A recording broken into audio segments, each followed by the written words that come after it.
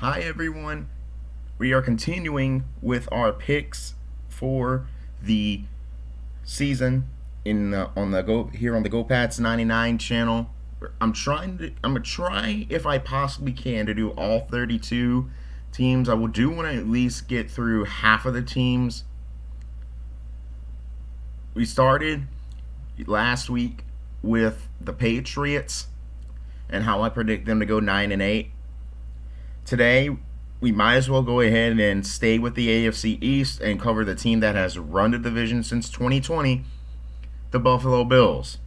The Buffalo Bills last year, they went 13-4 in the regular season. Their losses being at Baltimore, at Houston, at the Los Angeles Rams, and then in the 18th week of the season, when the Bills had clinched the second seed, could not move up or down in the rankings. They sat all their starters, and they ended up losing week 18 against the Patriots. Then in the playoffs, they won their first round in convincing fashion against the Broncos. Then in the second round, they squeaked by the Ravens, and then lost in a heartbreaking fashion against the Chiefs in the championship game. Notable players that did really well, obviously, league MVP Josh Allen is the team's anchor. He is going to be the guy who the team revolves around when we get to 2025. However, Buffalo also had three other Pro Bowlers: running back James Cook, offensive tackle Dion Dawkins, and center Connor McGovern. Of course, the Bills are still going to be coached by their head coach, Sean McDermott. And something that's really interesting here is that they're marketing it's as the final year for Highmark Stadium. Not really sure what the next stadium is going to be. It has been confirmed that they're still going to be remaining in Buffalo. Oh, it's actually going to be new Highmark Stadium. They're going to be in, probably just going to be in some other part of town, building an updated version of a current stadium. Is Highmark. Okay, I want to get technical here in case you're going to be confusing, because I'm going to keep saying in Orchard Park. It's one of those kind of situations where they're in one city but they name it after the metropolis that's nearest to them, kind of like how New England back in the day was known as the Boston Patriots, even though they were in Foxborough. Both Los Angeles teams are referred to as Los Angeles, despite the fact they're in Inglewood. But you're going to hear me say Buffalo and Orchard Park interchangeably in this video. But anyway, this one's going to be the final season for Highmark Stadium before they move to new Highmark Stadium. The most notable departure is Micah Hyde. He is departing from the team. He retired pretty much after they lost to the Chiefs. But anyway, Sean McDermott's still there. He's been there since 2017. And this team is looking to break that glass ceiling. This team, every time they make a major playoff run, they find themselves running into either the Ravens and losing or the Chiefs and losing. Last year they did beat the Ravens, but they did lose to the Chiefs. So if you're Buffalo, you're hoping you get past the glass ceiling this year. Otherwise, you don't know what it's going to take to get past that glass ceiling. Of course, Josh Allen is still there, and he is going to be the main guy that this team revolves around. It's been interesting to watch his development because he went from the game manager to the guy that the team revolves around, is Josh Allen. Now let's look at their schedule for the Bills in 2025. Now, again, disclaimer: if you go and look at the schedule, you're going to see games that pop up that I'm not going to talk about. This is because those are the three preseason games. We're not going to talk about them. A, they do not count to the record. And B, very rarely will you see the starters actually playing in that game. It's really more just to see who's going to be on the roster that isn't already confirmed to be on the roster. But anyway, you start the season in week 1, primetime game in Highmark Stadium to play the Ravens. This one's going to be an interesting clash because you have the 2 MVP candidates from last year, Lamar Jackson for the Ravens versus, of course, Josh Allen for the Bills. This is going to be an interesting collision here. Feels like a very true 50-50 game, and in true 50-50 games like that, I always go with whoever the home team is. So, of course, since this is in Orchard Park, I believe the Bills are going to win this game in week 1, setting the tone for what I think will be the season for the Bills. You then go to MetLife Stadium against your in-division rival, the Jets, meaning, of course, you're going to play 2 games against them this year, 1 on the road, 1 at home. If you're, again, Bills are in the same division as the Patriots, the Dolphins, and the Jets. So, of course, the Bills play the Patriots, Dolphins, and Jets each twice a year, with 1 game being at home for the Bills and the other game being on the road for the Bills. This is the first game against the Jets. It's on the road. I think you win this one. Nothing real spectacular about the Jets this year, other than the fact that Aaron Glenn is coming over to be the new head coach. But it's typically the same old Jets.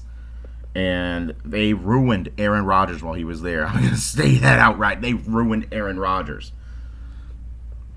So I think the Bills probably run right through them in week 2. Keeping up with 2 consecutive division games, but this one being at home in week 3 at Highmark against the Dolphins on a Thursday night.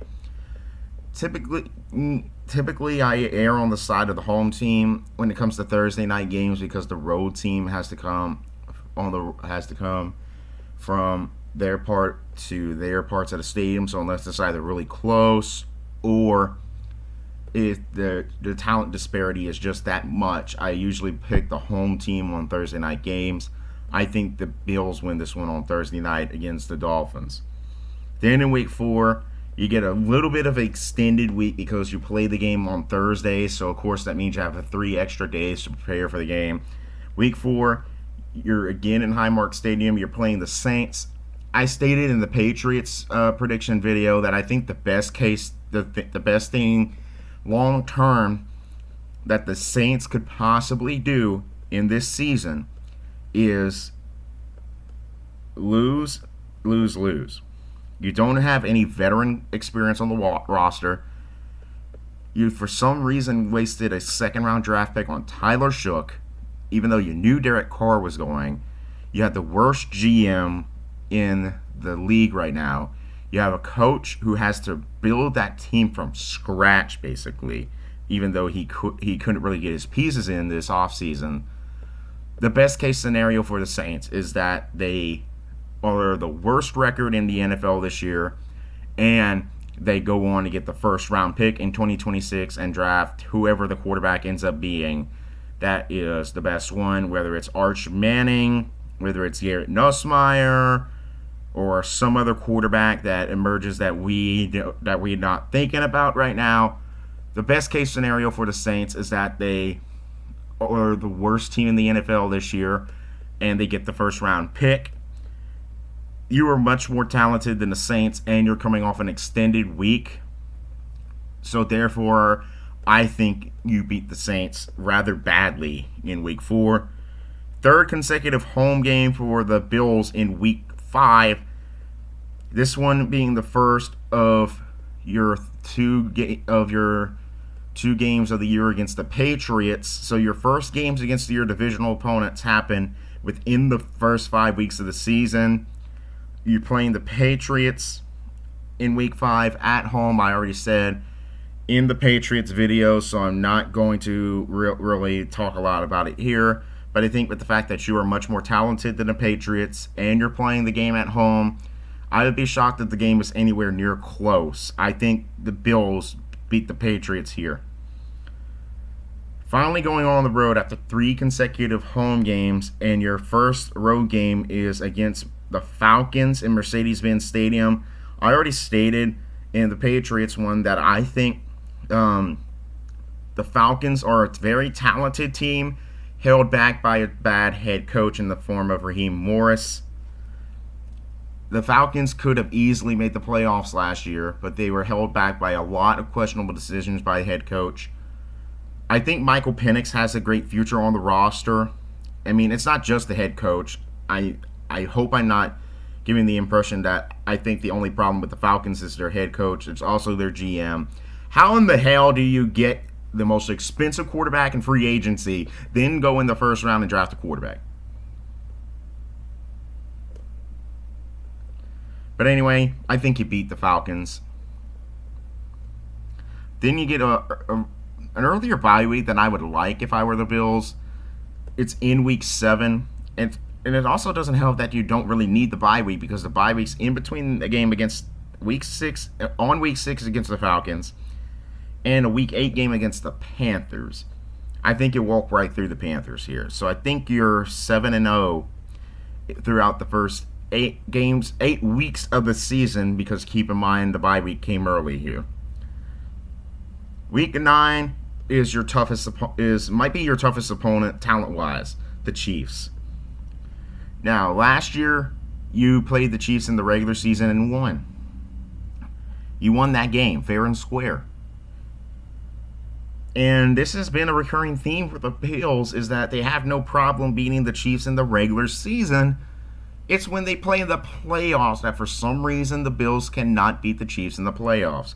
But anyway, being that this is the regular season and you're going to be in Highmark Stadium, a crowd is going to be absolutely raucous. Because think of how much more of an advantage the Bills have if they're playing at a Highmark Stadium versus playing in Arrowhead Stadium. I think the Bills win this one in week 9 against the Chiefs. Then in week 10, you get your second game against the Dolphins, this time at Hard Rock Stadium in Miami. I think you win that one. It's just something about the Dolphins.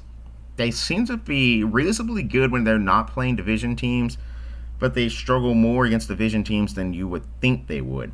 They always, for some reason, struggle against the Patriots more than you think they should. Somehow even the Jets. But I think you win this one in Hard Rock Stadium against the Dolphins here. Week 11, you come back to Highmark Stadium and you play the Tampa Bay Buccaneers, another NFC South team that is reasonably talented but held back by a subpar head coach in the form of Todd Bowles. Todd Bowles is basically Raheem Morris, except he consistently gets to the playoffs with the Buccaneers. I mean, Baker Mayfield, reasonably good, a reasonably talented roster, easily the best roster in the NFC South. That's not saying a lot, but might actually be one of the more talented rosters in the entire NFC, but their head coach holds them back. And being that this game is in Highmark Stadium, meaning that the Buccaneers have to travel all the way from Florida to New York to play this game, I think you win there. Sorry, there was this weird noise that just went in the background. Oh, it's rain. It's falling. My roof has a weird sound when it rains. But then you get a short week, your second Thursday night game of the season. This time, instead of playing it in Orchard Park, you have to go on the road to Houston on a short week to play the Texans. Texans in their own right are pretty good. DeMeco Ryans has turned out to be a pretty good coach. C.J. Stroud, good quarterback, even though he did regress a little bit last year. I think we kind of get a bounce back from him this year for the Texans. And I think in week 12, on the road at Houston on a short week, being that you have to play the game on a Thursday night after just playing a game on Sunday against the Buccaneers in New York and then having to fly to Texas, I think you lose this one. I think you take your first loss in week 12 against the Texans. If this would have been played on Sunday, I would have probably picked the Bills, but because it's a short turnaround and the Bills having to come all the way from New York to Texas to play the game on a Thursday night, I think the Texans get the upset here and hand the Bills their first loss. Week 13, you're again on the road, this time against the Steelers. They did just get Aaron Rodgers as quarterback. I don't really know with this game, to be honest. I've thought for a second I was prepared to easily pick the Bills here. But I wonder, being that they have to, that it's going to be their second consecutive road game, they will have just probably taken a loss to Houston, and then have a probably briefly fly back to New York, and then have to go to the Steelers to play this one. Nah, I think the extended week actually helps the Bills here. I'm going to pick the Bills in this one to beat the Steelers in Week 13 to avoid taking your second consecutive loss on the season there. Week 14, you're in Highmark Stadium again. This time you're playing the Bengals. I think you win this one. Bengals have been a little bit more disappointing than we thought they would have been. Burrow got injured in 2023. We thought his return would help the Bengals a lot in 2024, and it didn't. I think the Bills win this one. Week 15, you play your second game of the year against the Patriots. I think you win that one again. Again, talent disparity between the Bills and the Patriots is just too big this year. That even with the game being at home and the Patriots just coming off of a bye week, that I think the Bills should be able to win that one. And then Week 16, you're on the road against one of the worst AFC teams this year, that I think is going to be out there this year, in the Browns, and I think you win this one. We don't even know who the starting quarterback is going to be for the Browns this year. It could be Shedeur Sanders, it could be Dylan Gabriel, Joe Flacco, Deshaun Watson, some random quarterback that they pull out of their own ass. I don't know. But they have more to be worried about than who the starting quarterback is going to be, when literally every position on that roster needs to be better. I think you win that one. Then in Week 17, you're back at home to play the Eagles. I actually think you win this one against the defending Super Bowl champions. The Eagles aren't really great playing elite teams on the road, and I think you probably should win this one, even though it is the Eagles and the defending Super Bowl champions, especially in the fact that you might be fighting for home field advantage at this point, because I believe you're 15-1 and will have beaten the Chiefs. The Chiefs, I think it's a race between the Bills and the Chiefs to get that home field advantage spot. So winning this one would go a long way to that. I think you win this one, and probably with that win would clinch home field advantage, because nobody else will be able to catch you. And again, assuming in Week 18 the Bills will have clinched home field advantage.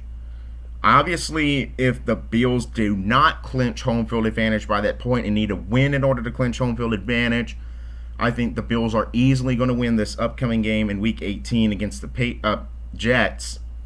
Sorry, I was thinking last year's Week 18 was against the Patriots.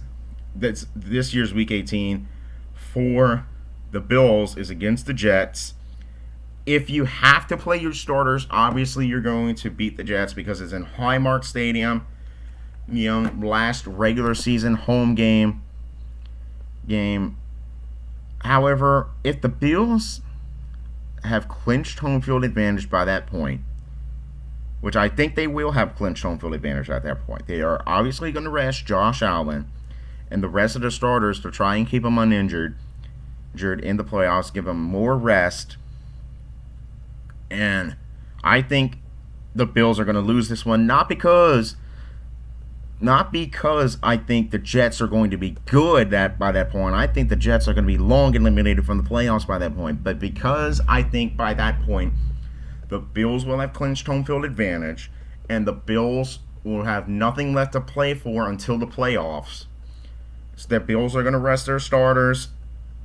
Maybe they play the starters a little bit and try to get a win there, just because it's the last regular season home game for the current Highmark Stadium. But I really don't see that happening, because if they have home field advantage, obviously they're going to have another home game in the playoffs. And so I think they're going to rest their starters at that point. And I think the Jets are going to win that one. So I think overall, I'm predicting the Bills this year to go 15-2, with their losses being on the road against the Texans and at home in Week 18 when I predict they will have nothing left to play for. Obviously, this could go wrong. We never know with the Chiefs. I do still think the Chiefs are a reasonably good team, but I think the fact that they've been exposed in the Super Bowl, of all places, makes them realize, hey, the Chiefs aren't infallible. We can find ways to beat them. Or maybe things go off the rails for the Bills. Or maybe there's some team that we're not expecting from the AFC East that is better than the Bills. Maybe the Ravens are going to end up being what I think the Bills are going to be. But I think I can comfortably say that the Bills are going to go 16-2. Loss against and their only two losses are going to be against the Texans on the road because they're on a short week, and Week 18 against the Jets because they're resting their starters. That is the wrap up for the Bills season prediction video. Again, look at on Roll Tide 99 because I'm gonna alternate between this one and the Roll Tide 99 channel for predictions.